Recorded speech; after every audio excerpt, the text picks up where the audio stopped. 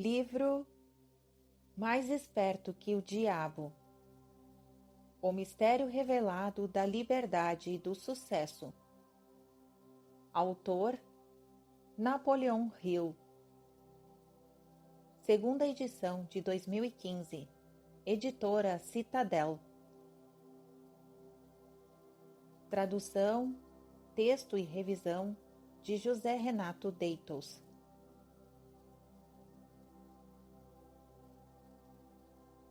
Medo é a ferramenta de um diabo idealizado pelo homem. A fé inabalável em si mesmo é tanto a arma que derrota este diabo quanto a ferramenta que o homem utiliza para construir uma vida de sucesso. E é mais do que isso. É uma conexão direta com as forças irresistíveis do universo que apoiam o homem que não acredita em fracassos e derrotas, senão como experiências meramente temporárias. Napoleon Hill.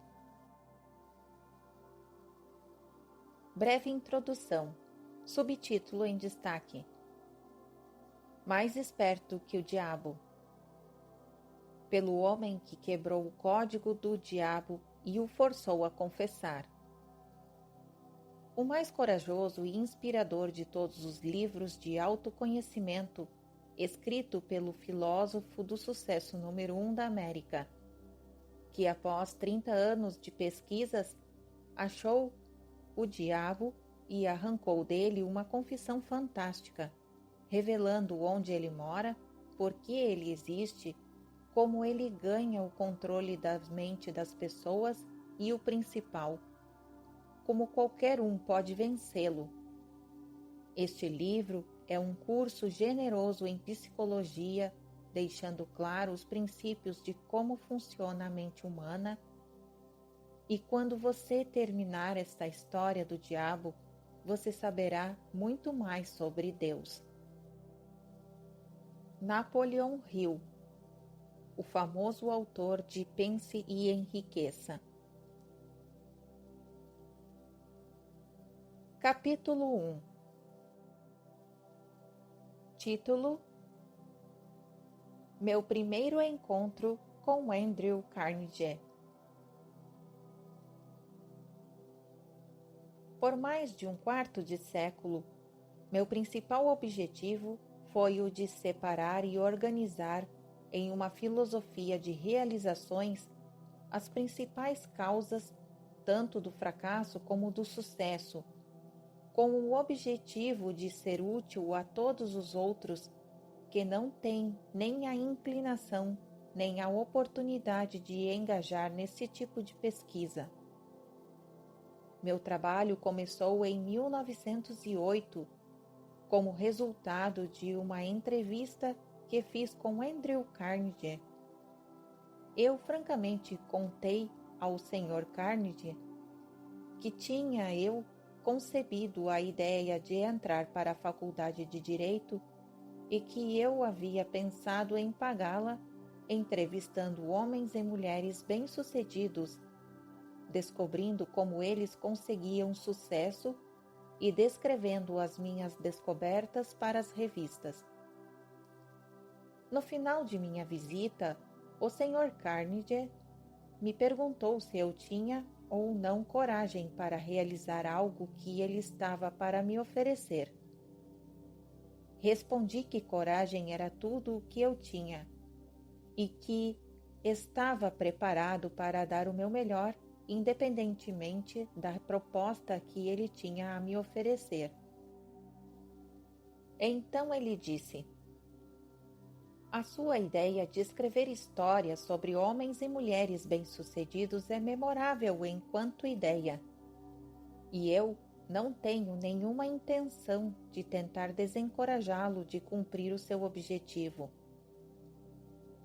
Mas preciso lhe dizer que se você realmente quer fazer um serviço que seja útil, não somente para as pessoas de hoje, mas também que dure para toda a posterioridade, ocupe o seu tempo organizando, baseado nessas histórias, as causas do fracasso e do sucesso dessas pessoas.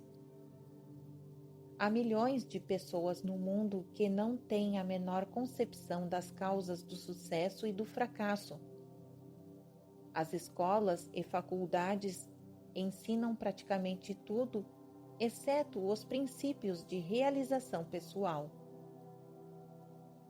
Eles exigem que jovens, homens e mulheres passem de 4 a 8 anos adquirindo conhecimentos abstratos, mas não os ensinam o que fazer com esse conhecimento depois de tê-lo. O mundo está precisando de uma filosofia de realização prática e inteligível, organizada a partir de conhecimento resultante da experiência de homens e mulheres da grande universidade da vida. Em todo o campo da filosofia, eu não encontro nada que se assemelhe ao tipo de filosofia que tenho em mente. Nós temos muito pouco filósofos que são capazes de ensinar homens e mulheres a arte de viver. Parece para mim que há uma oportunidade que deveria desafiar um jovem ambicioso do seu tipo, mas ambição pura não basta para essa tarefa, que eu o sugeri. Aquele que ousar seguir minha sugestão deverá ter coragem e tenacidade. O trabalho demandará pelo menos 20 anos de esforços contínuos, durante o qual aquele que topar terá que ganhar a vida com outra fonte de renda. Porque esse tipo de pesquisa nunca é lucrativo no seu início, e geralmente os poucos que se aventuraram a contribuir para a civilização através de trabalhos dessa natureza tiveram de esperar 100 anos ou mais após os seus próprios funerais para receber reconhecimento pelo seu feito. Se você prosseguir com esse trabalho, deve entrevistar não somente os poucos que foram extraordinariamente bem-sucedidos, mas também os muitos que fracassaram. Você deve cuidadosamente analisar milhares de pessoas que foram classificadas de fracassadas, e eu quero dizer, com o termo fracassado, homens e mulheres que chegam aos estágios finais de suas vidas desapontados, porque não conseguiram alcançar as metas que haviam se proposto no coração. Tão inconsciente como parece ser, você aprenderá muito mais como ser bem-sucedido a partir dos fracassos do que com o tão chamado sucesso. Eles lhe ensinarão o que não fazer. Na parte final de sua pesquisa, se você conseguir com o sucesso manter o foco, fará uma descoberta que poderá ser uma grande surpresa. Descobrirá que a causa para o sucesso não é algo separado e longe do homem, mas que é uma força tão intangível na natureza que a maioria dos homens nunca reconhece. Uma força que pode muito bem ser chamada de outro eu. O mais interessante é o fato de que este outro eu raramente exerce sua influência ou se faz conhecer, exceto em momentos de emergência, quando os homens são forçados, por meio das adversidades e das derrotas temporárias, a mudar seus hábitos e pensar estratégias para sair das dificuldades. Minha experiência me ensinou que um homem nunca está tão perto do sucesso quanto o que ele chama de fracasso toma conta de sua vida, porque nessas ocasiões ele é forçado a pensar. Se ele pensar com exatidão e com persistência, vai descobrir que, aquilo que ele chama de fracasso, na verdade, nada mais é do que um sinal para elaborar um novo plano ou objetivo. A maior parte dos fracassos reais se deve à limitação que os homens impõem a si mesmos em suas próprias mentes. Se eles tivessem a coragem de ir mais um passo à frente, eles descobririam os seus próprios erros. Subtítulo em destaque: Começando uma vida nova. O discurso do Sr. Carnegie formulou a minha vida por completo e plantou em minha mente um desejo ardente que me orientou sem cessar. Isso aconteceu mesmo eu não tendo a mais vaga ideia do que significava o termo "o outro eu". Durante o meu trabalho de pesquisa nas causas de fracasso e sucesso, tive o privilégio de analisar mais de 25.000 homens e mulheres que eram rotulados de derrotados e mais de 500 que eram classificados de bem-sucedidos. Muitos anos atrás, tive meu primeiro contato com aquele outro eu que o Sr. Carnegie havia mencionado. A derrota veio como ele disse que viria, como resultado de 2 pontos cruciais da minha vida, mas que foram, na verdade, emergências e que me forçaram a pensar de um jeito de vencer as minhas dificuldades de tal maneira que eu nunca havia experimentado. Gostaria que fosse possível descrever essa descoberta sem o uso do pronome pessoal eu, mas isso é impossível, visto que ela ocorreu através de experiências pessoais, que não podem ser separadas. Para dar uma visão completa da descoberta, terei que voltar ao primeiro desses 2 pontos marcantes da minha vida e mostrar passo a passo essa descoberta. Para realizar a pesquisa com a compilação de dados, foram necessários anos de trabalho. Eu tinha chegado à falsa conclusão de que minha tarefa de organizar uma filosofia completa de sucesso pessoal havia terminado. Longe de estar completo, meu trabalho havia apenas começado. Eu havia erigido o esqueleto de uma filosofia, organizando os 17 princípios do sucesso e as 30 maiores causas do fracasso. Mas aquele esqueleto tinha de ser coberto com a carne da realização e da experiência.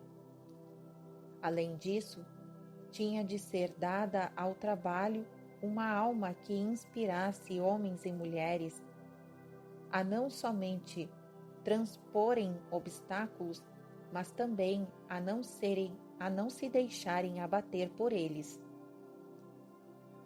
A alma que ainda teria de ser adicionada, como eu descobri depois, somente se tornaria disponível após aparecer o meu outro eu através dos 2 pontos cruciais da minha vida.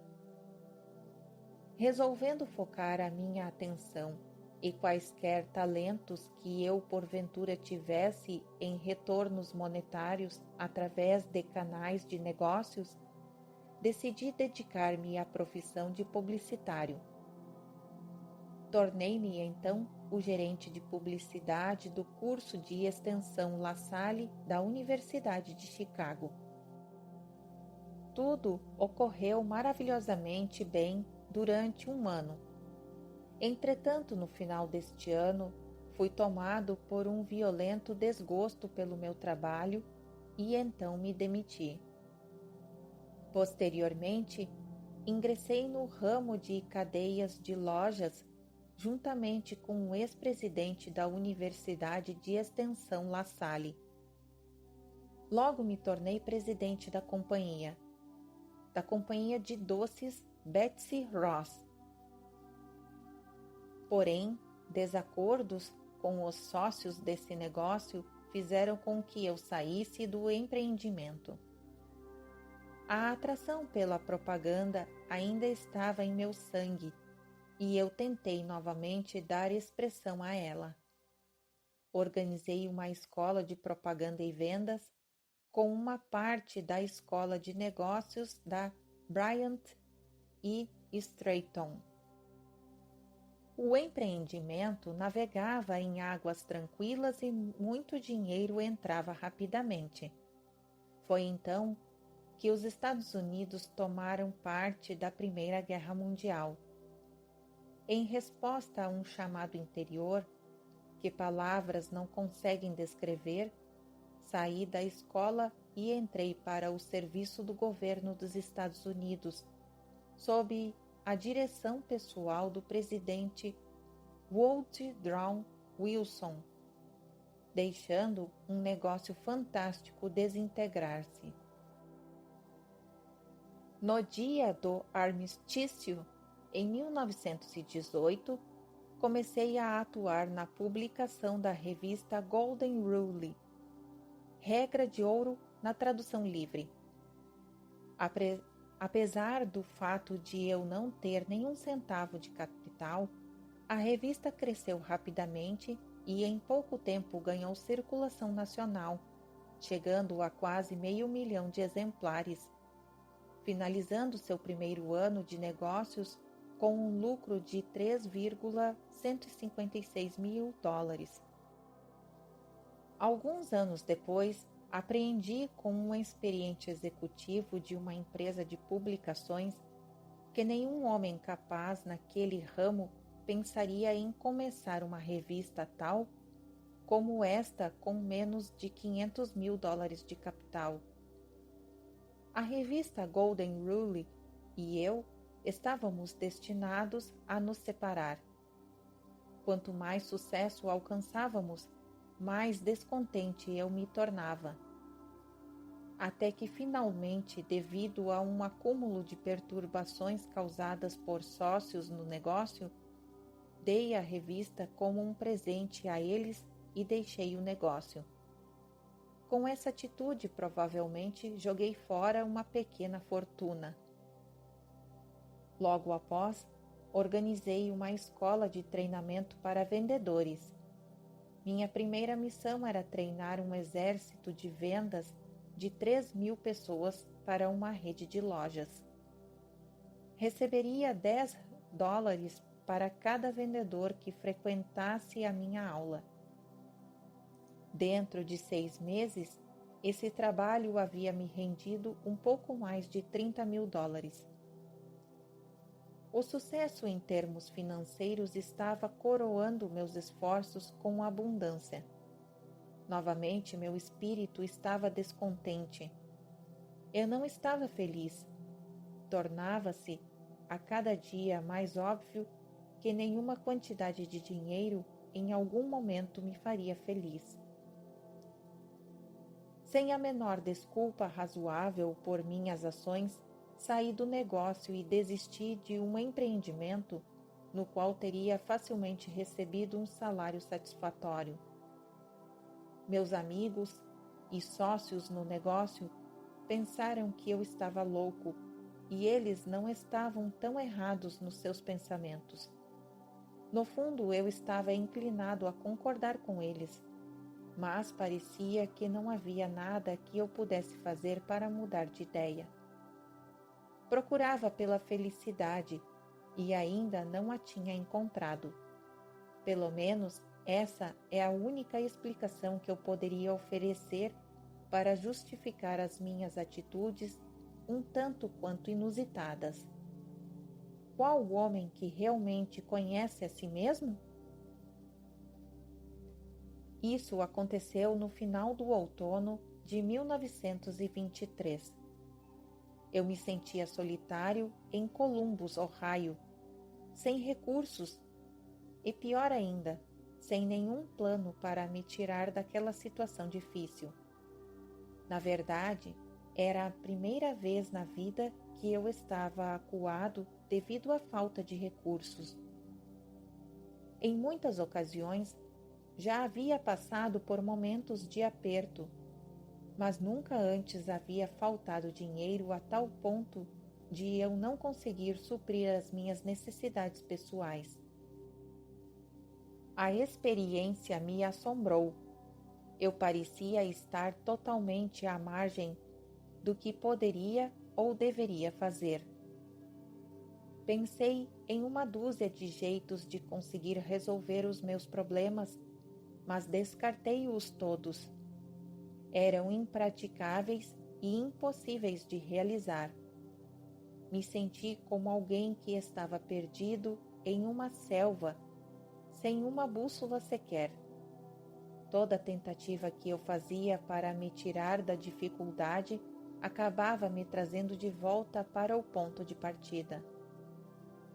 Por quase 2 meses, sofri com a pior das doenças humanas, a indecisão.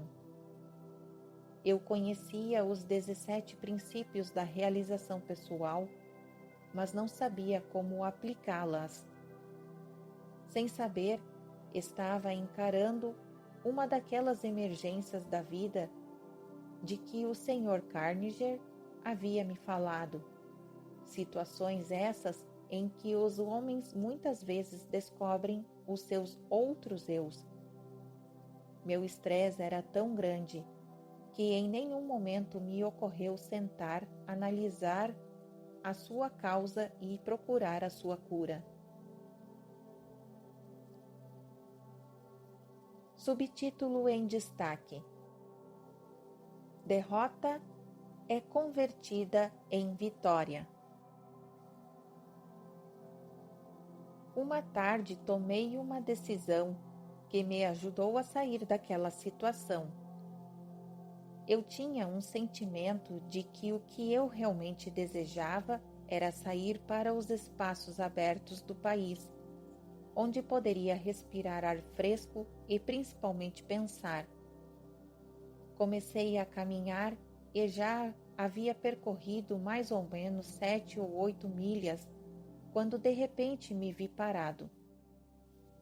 Por muitos minutos, fiquei ali como se estivesse com os pés colados. Tudo na minha volta tornou-se escuro. Eu podia ouvir o som estridente de alguma forma de energia que estava vibrando a uma frequência muito alta.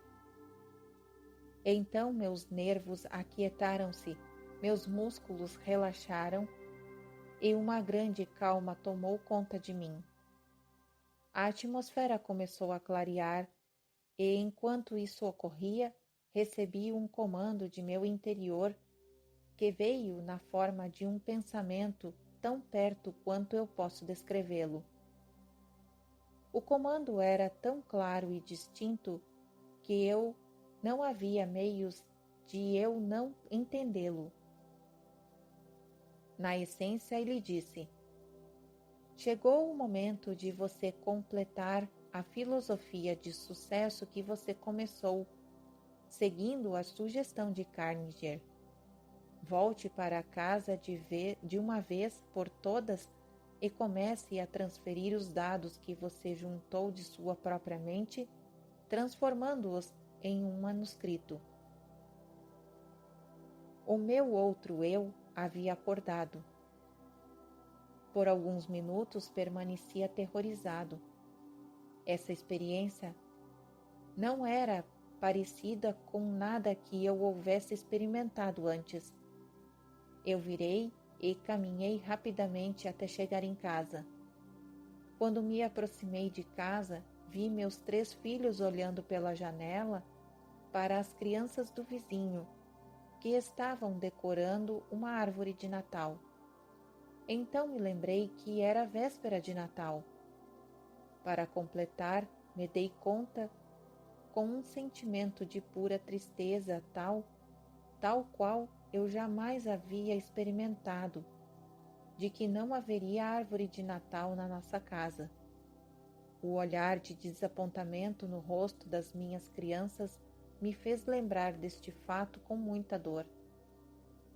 Entrei em casa, sentei em frente à minha máquina de escrever e comecei de uma vez por todas a transcrever todas as descobertas que eu havia feito, relacionadas às causas de sucesso e fracasso. No instante em que coloquei a primeira folha de papel na máquina, fui interrompido pelo mesmo sentimento estranho de que havia me ocorrido algumas horas antes, e esse pensamento passou de forma muito clara em minha mente.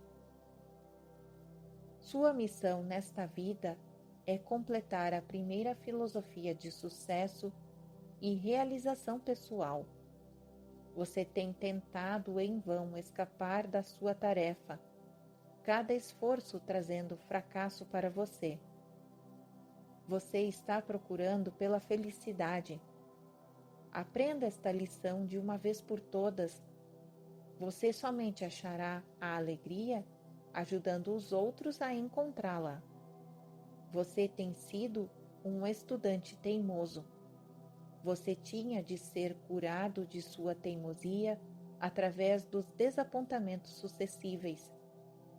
Dentro de poucos anos, o mundo todo começará uma experiência na qual milhões de pessoas que necessitam desta filosofia terão acesso a ela justamente devido a este direcionamento que você recebeu para completá-la. A sua grande oportunidade de achar a felicidade prestando um serviço útil terá chegado. Vá trabalhar e não pare até que você tenha completado e publicado os manuscritos que você começou. Eu estava consciente de ter chegado ao final do arco-íris da vida e estava feliz. Subtítulo em destaque: A dúvida aparece. O feitiço, se é que essa experiência pode ser assim chamada, passou.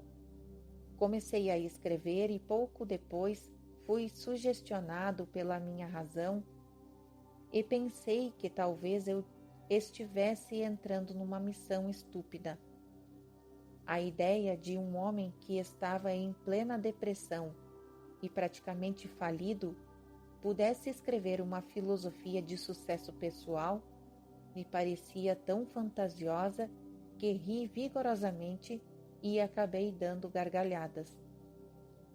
Me arrumei na cadeira, passei os dedos pelos meus cabelos e tentei criar um álibi que justificaria à minha própria mente que eu deveria tirar o papel da máquina de escrever antes de começar. Mas a vontade de continuar era muito mais forte do que o desejo de desistir, e acabei me reconciliando com a minha tarefa e segui em frente. Olhando os eventos passados, agora sob a ótica de tudo o que aconteceu, posso ver que essas pequenas experiências de adversidade pelas quais passei foram entre as mais enriquecedoras e lucrativas de todas as minhas vivências. Elas, na verdade, foram bênçãos, porque me forçaram a continuar um trabalho que finalmente me trouxe uma oportunidade para me fazer mais útil ao mundo do que eu jamais teria sido caso tivesse sido bem-sucedido em quaisquer dos planos ou objetivos anteriores. Por quase 3 meses trabalhei nesses manuscritos, finalizando-os durante o começo de 1924. Assim que os completei, me senti novamente compelido a voltar ao grande jogo dos negócios americanos. Sucumbindo ao meu desejo, comprei a Faculdade de Negócios Metropolitana em Cleveland, Ohio, e comecei a organizar os planos para aumentar a sua capacidade. No final de 1924, tínhamos desenvolvido e expandido, adicionando novos cursos. Havíamos dobrado os números considerando o melhor momento que a escola já tinha vivido. Novamente, o germe do descontentamento começou a se fazer sentir em meu sangue. Mais uma vez eu sabia que não poderia achar a felicidade neste tipo de empreendimento. Repassei o negócio aos meus sócios e fui para a plataforma de palestras, falando sobre a filosofia de realização e sucesso pessoal para a organização pela qual eu havia devotado tanto os meus anos anteriores. Uma noite estava marcado para eu palestrar em Kenton, Ohio. O destino, ou o que quer que algumas vezes pareça, moldar o futuro dos homens, não importasse o quanto eu tentasse lutar contra ele, novamente me colocou cara a cara com uma nova e muito dolorosa experiência. No meu auditório em Kenton, estava sentado Don Mellett, responsável pela publicação do Kenton Daily News. O Sr. Mellett ficou tão interessado na filosofia de realização e sucesso pessoal da minha palestra naquela noite que me convidou para visitá-lo no dia seguinte. Essa visita resultou em um acordo de parceria que era para ter acontecido no dia 1º de janeiro seguinte, quando o Sr. Mellett planejava renunciar ao cargo de chefe da publicação do Daily News para se encarregar do negócio e da publicação da filosofia na qual eu estava trabalhando. Contudo, em julho de 1926, o Sr. Mellett foi morto por Pat McDermott, uma figura carimbada do submundo e um policial de Kenton, sendo ambos posteriormente sentenciados à prisão perpétua. Ele foi morto porque estava expondo em seu jornal uma ligação entre os bandidos e alguns membros da polícia de Kenton. O crime foi um dos mais chocantes que a era da proibição já produziu. Subtítulo em destaque: O acaso salva minha vida. Na manhã seguinte à morte do Sr. Mellett, fui chamado ao telefone por uma pessoa desconhecida que me alertou de que eu teria 1 hora para sair de Kenton e de que eu poderia ir voluntariamente dentro de 1 hora, mas se eu esperasse mais tempo, eu provavelmente iria dentro de um caixão. Minha associação com o Sr. Mellett havia aparentemente sido mal interpretada. Seus assassinos, de certo, acreditavam que eu estava conectado de forma direta à exposição que ele vinha fazendo em seus jornais. Não esperei acabar o limite de 1 hora, mas imediatamente entrei no meu carro e dirigi para a casa de parentes nas montanhas a oeste da Virgínia, onde fiquei até que os assassinos tivessem sido colocados na prisão. Essa experiência veio bem dentro da categoria descrita pelo Sr. Kerniger como uma emergência, que força homens a pensarem. Pela primeira vez na minha vida, conheci a dor do medo constante.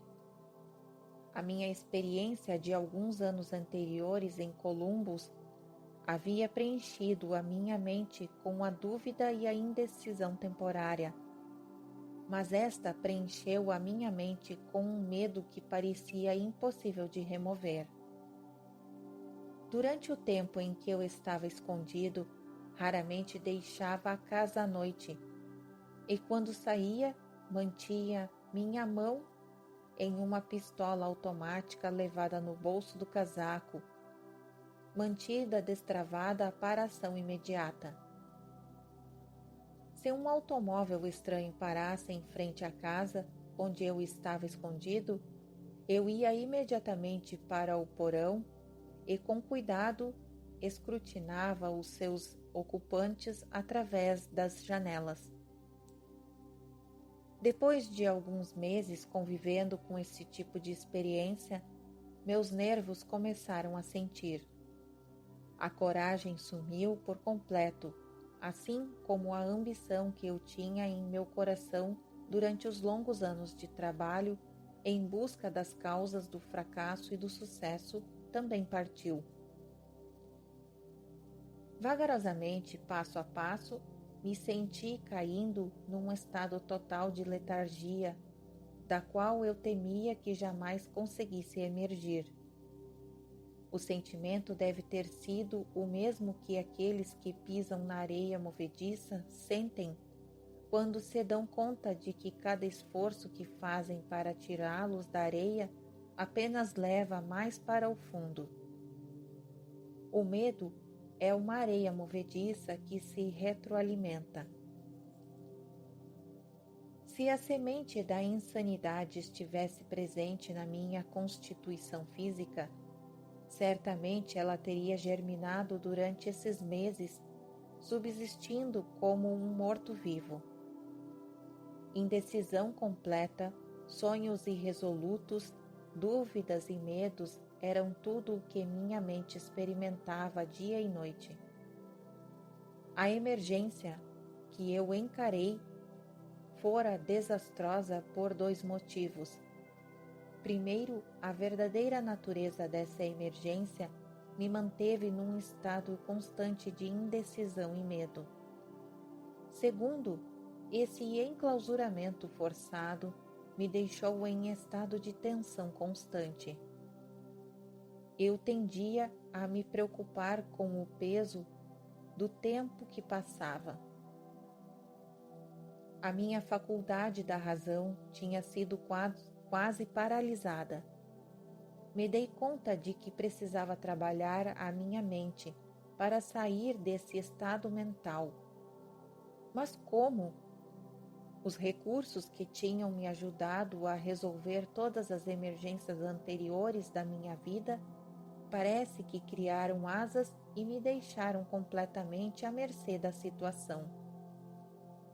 Além de todas as dificuldades que eu estava enfrentando até esse momento, outra situação que parecia mais dolorosa que todas as outras combinadas surgiu. Era a tomada de consciência de que eu havia gasto a maior parte dos meus últimos anos em busca do arco-íris, procurando aqui e lá pelas causas do sucesso, e me achando agora neste exato momento mais fraco e incapacitado do que qualquer uma das 25.000 pessoas as quais eu havia julgado como sendo fracassos.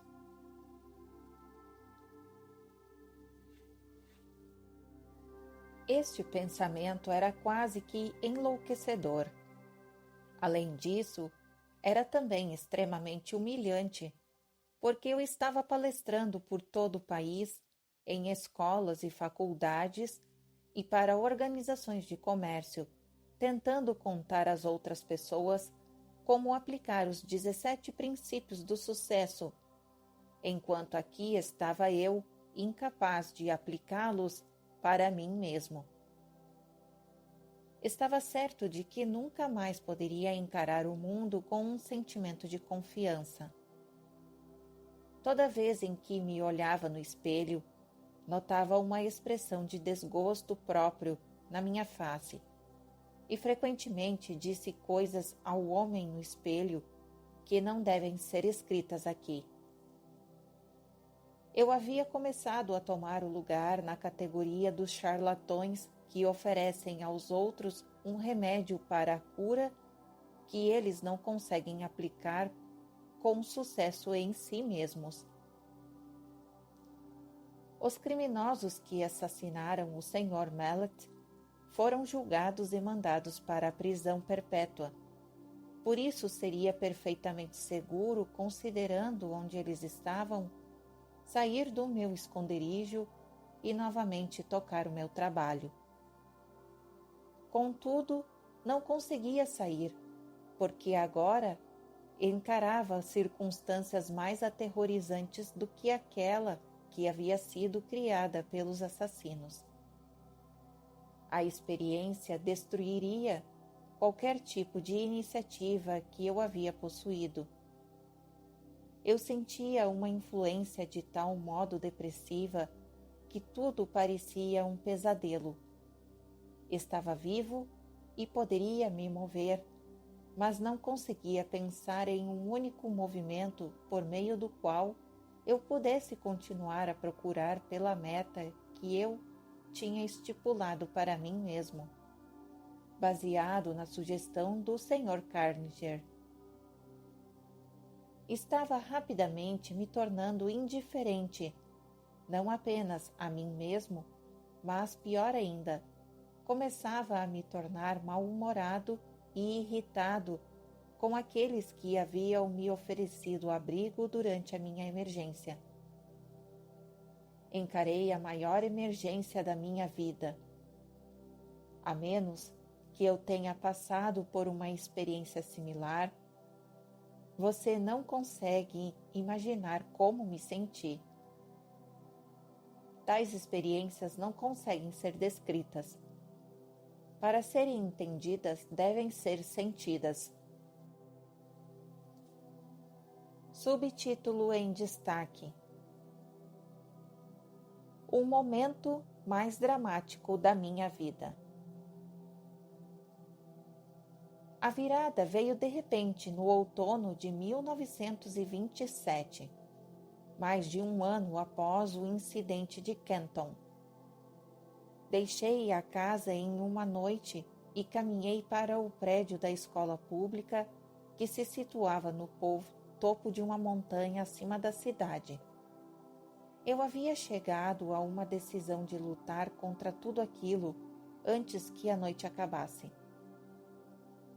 Comecei a caminhar em volta do edifício, tentando forçar meu cérebro confuso a pensar com clareza. Devo estar dando centenas de voltas ao redor do prédio antes que qualquer coisa que se assemelhasse a um pensamento organizado pudesse cruzar a minha mente. Enquanto caminhava, repetia constantemente para mim mesmo: existe uma saída e vou achá-la antes de voltar para casa. Existe uma saída e vou achá-la antes de voltar para casa. Devo ter repetido esta frase 1000 vezes. Além disso, estava decidido a fazer exatamente o que eu estava dizendo a mim mesmo. Estava totalmente desgostoso comigo mesmo, mas ensaiei uma esperança de salvação. Então, como um raio que cai do céu claro, uma ideia explodiu em minha mente com tal força que o impulso fez com que o meu sangue subisse e descesse as minhas veias de forma abrupta. Este é seu período de teste. Você foi reduzido à pobreza e humilhado, para que pudesse ser forçado a descobrir o seu outro eu. Pela primeira vez em anos, recordei o que o Sr. Carninger dissera sobre o outro eu. Nesse momento, lembrei-me que ele havia dito que eu descobriria este outro eu no final do meu trabalho de pesquisa pelas causas de fracasso e sucesso. E ainda recordei que ele disse que a descoberta normalmente viria como resultado de uma emergência, quando homens são forçados a mudar seus hábitos e pensar formas de sair da dificuldade. Continuei caminhando ao redor da escola, só que agora eu estava flutuando. Inconscientemente, parecia saber que estava para ser liberado da prisão que havia feito a mim mesmo. A partir deste momento, me dei conta de que esta grande emergência havia me trazido uma oportunidade não somente para descobrir o meu outro eu, mas também para testar a eficácia da filosofia de sucesso que eu vinha ensinando a outros como sendo algo palpável e realizável. Brevemente eu saberia se ela funcionaria ou não.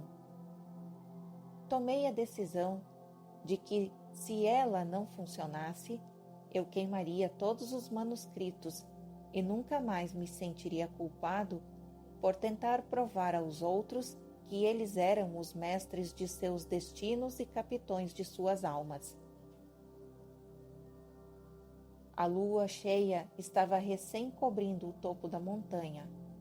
Eu nunca havia visto brilhar tão intensamente antes. Enquanto a estava contemplando, outro pensamento cruzou a minha mente. Você tem mostrado às outras pessoas como dominar o medo e como sobrepujar as suas dificuldades que surgem nas emergências da vida.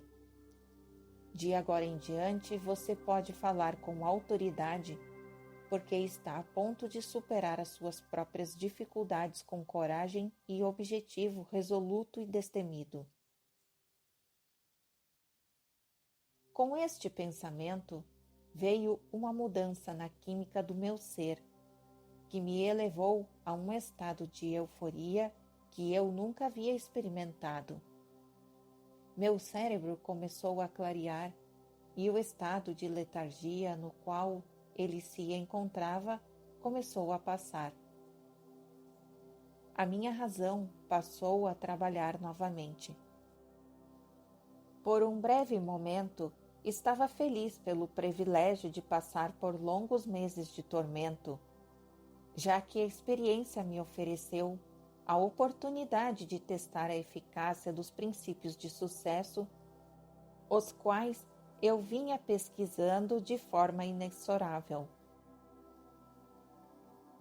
Quando este pensamento surgiu, parei, uni os meus pés, saudei. Eu não sabia o que ou quem, e fiquei rigidamente em estado de meditação por muitos minutos. Isso parecia de início uma atitude boba, mas enquanto eu estava lá de pé naquele estado, outro pensamento cruzou a minha mente em forma de uma ordem, que era tão breve e instantânea quanto uma ordem dada por um comandante militar a um subordinado. A ordem dizia: amanhã entre no seu carro e dirija até a Filadélfia. Lá você receberá ajuda para publicar a sua filosofia de sucesso. Não havia nenhuma outra forma de explicação e qualquer tipo de modificação da ordem. Tão logo a recebi, caminhei de volta para casa. Fui para a cama e dormi profundamente como uma paz de espírito tal que não experimentava havia mais de um ano. Quando acordei na manhã seguinte, me levantei da cama e imediatamente comecei a fazer as malas para a viagem à Filadélfia. Minha razão me dizia que eu estava embarcando numa missão sem sentido. Quem eu poderia conhecer na Filadélfia que pudesse me ajudar financeiramente a publicar 8 volumes de livros a um custo de $25.000? Eu me questionei. Instantaneamente, ouvi em minha mente a resposta para essa questão de forma tão clara como se as palavras tivessem sido ditadas em meu ouvido. Você agora está seguindo ordens em vez de ficar fazendo perguntas. O seu outro eu estará no comando durante toda esta viagem. Havia outra condição que parecia fazer a minha preparação para ir a Filadélfia algo que beirava o absurdo. Eu não tinha dinheiro. Esse pensamento mal me havia ocorrido quando meu outro eu explodiu, dando uma ordem enfática. Peça para o seu cunhado $50 e ele emprestará para você. A ordem parecia definitiva e final. Sem qualquer hesitação, segui as instruções. Quando pedi o dinheiro ao meu cunhado, ele disse: "Claro, certamente vou lhe emprestar os $50. Mas, se você vai para tão longe, seria melhor levar $100. Agradeci a ele e disse que $50 seriam o suficiente. Sabia que não bastava, mas esta era a quantia que meu outro eu havia me ordenado a pedir e foi exatamente isso que eu fiz. Eu estava bastante aliviado quando me dei conta de que meu cunhado não ia me perguntar por que eu estava indo para a Filadélfia. Se ele soubesse tudo o que havia passado pela minha cabeça, pela minha mente, na noite anterior, talvez pensasse que eu deveria ir para um hospital psiquiátrico em vez de sair em busca do pote de ouro no final do arco-íris. Subtítulo em destaque: Meu outro eu assume o comando. Parti com a minha cabeça, me dizendo que eu era um idiota e meu outro eu me ordenando ignorar o desafio e seguir as instruções. Dirigi a noite inteira, chegando a Filadélfia na manhã seguinte. Meu primeiro pensamento foi o de procurar uma pensão onde eu pudesse alugar um quarto de $1 por dia. Neste momento, novamente, o meu outro eu tomou conta e ordenou que eu me hospedasse no hotel mais luxuoso da cidade. Com um pouco mais de $40 no bolso, que era o que restava do meu capital, parecia mais um suicídio financeiro quando caminhei até o balcão e pedi por um quarto. Ou devo dizer, quando comecei a pedir por um quarto, meu recém-descoberto outro eu me ordenou para pedir a melhor de todas as suítes. O custo desta suíte consumiria o meu capital em 2 dias. Mas obedeci.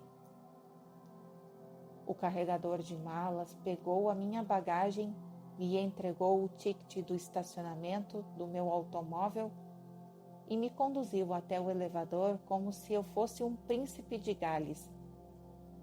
Era a primeira vez em mais de um ano que um ser humano havia demonstrado tal deferência para comigo.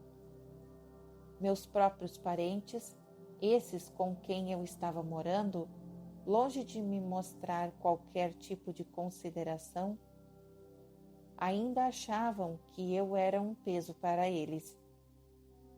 E tenho certeza de que eu era, porque nenhum homem no estado mental em que eu me encontrava no último ano poderia ser qualquer coisa além de um peso para todos aqueles com os quais porventura entrassem em contato. Tornava-se evidente que meu outro eu estava determinado a me tirar do complexo de inferioridade que eu havia desenvolvido. Dei ao carregador de malas $1. Comecei a estimar quanto seria a minha conta do hotel até o final da semana. Quando então o meu outro eu ordenou que eu limpasse completamente a minha mente de quaisquer pensamentos de limitação e que conduzisse a minha vida a partir daquele momento como se tivesse todo o dinheiro que quisesse nos meus bolsos. A experiência pela qual estava passando era tanto nova quanto estranha para mim. Nunca consegui ser mais do que eu acreditava que poderia ser. Por quase meia hora, este outro eu me deu ordens que segui à risca durante o período de minha estada na Filadélfia. As instruções que recebi por meio desses pensamentos se apresentaram à minha mente com tal força que eles eram facilmente distinguíveis de pensamentos normais criados pelo meu eu tradicional. Subtítulo em destaque: Eu recebo ordens estranhas de uma fonte estranha. Minhas instruções começaram desta forma. A partir deste momento, você está completamente no comando do seu outro eu. De agora em diante, você deve saber que duas entidades ocupam o seu corpo. Na verdade, duas entidades similares ocupam o corpo de cada ser vivente no planeta Terra. Uma dessas entidades é motivada e respondendo pelo impulso do medo. A outra é motivada e respondendo pelo impulso da fé. Por mais de um ano, você foi conduzido como um escravo pela entidade do medo. Há 2 noites, a entidade da fé assumiu o controle do seu corpo físico e a partir daquele momento você foi motivado por essa entidade. Por mera conveniência, você pode chamar esta entidade fé de seu outro eu. Ela não conhece limitações, não possui medos e não reconhece a palavra impossível. Você foi direcionado a selecionar esse ambiente de luxo em um bom hotel como um meio de desencorajar o retorno da entidade de medo. Esse antigo eu, motivado pelo medo, não está morto. Ele simplesmente foi destronado. E ele o seguirá onde quer que você vá, esperando uma oportunidade favorável para tomar conta de você novamente. Ele somente pode tomar o controle de você por meio de seus pensamentos. Lembre-se disso e mantenha as portas da sua mente hermeticamente fechadas contra todos os pensamentos que procuram limitá-lo de qualquer maneira, e você assim ficará a salvo.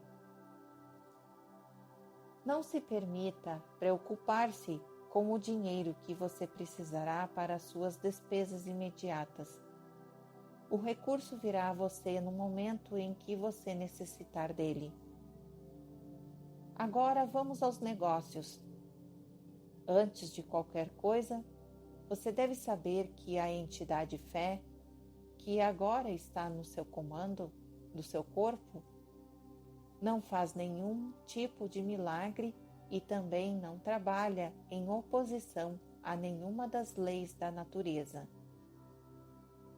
Enquanto ela estiver no comando do seu corpo, ela o seguirá sempre que você a chamar, através de impulsos de pensamentos que cruzarão pela sua mente e o ajudarão a realizar todos os seus planos pela maneira mais natural, conveniente e possível.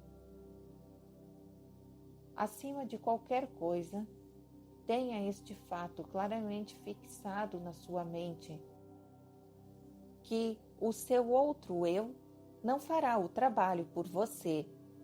Ele somente o guiará inteligentemente no caminho para você conquistar todos os seus objetivos e desejos. Este outro eu o ajudará a transformar todos os seus planos em realidade. Além disso, você deve saber que ele começa sempre com o seu maior e mais pronunciado desejo. Neste momento, o seu maior desejo Aquele que o trouxe até aqui é publicar e distribuir os resultados da sua pesquisa nas causas do sucesso e fracasso. A sua estimativa é de que serão necessários aproximadamente $25.000. Entre os seus conhecidos, há um homem que estará disposto a investir o capital necessário. Comece de uma vez a imaginar e focar no nome de todas as pessoas do seu círculo de conhecidos que poderiam, de alguma maneira, ser introduzidos a fornecer a ajuda financeira de que você está precisando. Quando o nome da pessoa certa vier à sua mente, você o reconhecerá imediatamente. Entre em contato com esta pessoa e a ajuda que você procurará será dada. Nos meus argumentos, contudo, apresente o seu pedido de uma terminologia tal que você usaria numa transação usual de negócios. Jamais, sob nenhuma hipótese, faça qualquer referência à descoberta deste outro eu. Se você violar essas instruções, será acometido por uma derrota temporária. O seu outro eu continuará no comando e permanecerá a guiá-lo enquanto você quiser fazer uso dele. Mantenha a dúvida, o medo e as preocupações e todos os pensamentos de limitação totalmente fora da sua mente. Isso é tudo para o momento. A partir de agora, você começará a se mexer para o seu livre-arbítrio, precisamente da mesma maneira que você começou antes de descobrir o seu outro eu. Fisicamente, você é o mesmo que sempre foi. Por isso, ninguém reconhecerá nenhuma mudança em você. Olhei em volta no quarto, pisquei os olhos e, para ter certeza de que não estava sonhando, levantei e caminhei até um espelho e olhei para mim de perto. A expressão do meu rosto havia mudado de dúvida para coragem e fé. Não havia mais qualquer sinal de dúvida na minha frente, na minha mente, visto que o meu corpo físico estava sob uma influência muito diferente daquela que havia sido destronada 2 noites antes, enquanto eu caminhava na escola na West Virginia.